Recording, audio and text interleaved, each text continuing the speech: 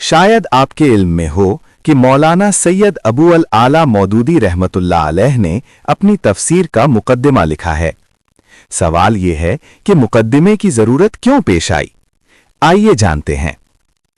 मौलाना सैयद अबू अल आला मौदूदी रहमतुल्लाह अलैह ने तफहीमुल कुरान का मुकद्दिमा इसलिए लिखा कि कुरान के मुताले से पहले कारी के जहन में जो बुनियादी इबहाम और सवालात होते हैं उन्हें इब्तिदा ही में वाज़ेह कर दिया जाए।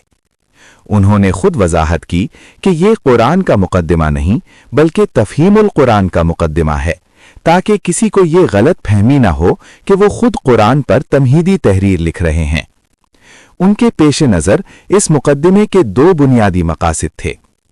पहला मकसद ये था कि एक आम कारी कुरान पढ़ने से पहले उन इब्तिदाई और ज़रूरी बातों को अच्छी तरह समझ ले जो फ़हमे कुरान की बुनियाद बनती हैं। अगर ये बातें शुरू में वाज़ेह ना हों तो दौरान मुतालिया बार बार जहन में खटकती रहती हैं और अक्सर लोग सिर्फ इसी वजह से कुरान के ज़ाहिरी मानी तक महदूद रह जाते हैं। वो आयात के गहरे मफहूम और असल पैगाम तक नहीं पहुंच पाते, चाहे बरसों कुरान पढ़ते रहें।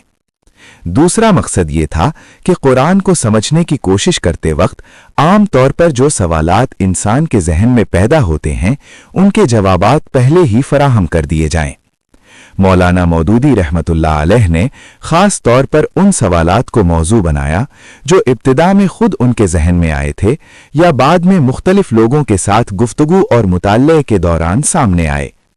उन्होंने ये बात भी वाज़ेह की कि अगर इस मुकद्दमे में कुछ सवालात तशना रह गए हों तो क़ारीन उन्हें आगाह करें ताकि आइंदा इशाअत में उन सवालात के जवाबात इस मुकद्दमे में शामिल किए जा सकें। यूं कहा जा सकता है कि मौलाना मौदूदी रहमतुल्लाह अलैह का मकसद ये था कि कारी कुरान के मुताले का आगाज शऊरी तैयारी, दुरुस्त फिक्री बुनियाद और वाज़ेह जहन के साथ करे ताकि वो कुरान के पैगाम को सतही नहीं बल्कि गहराई के साथ समझ सके।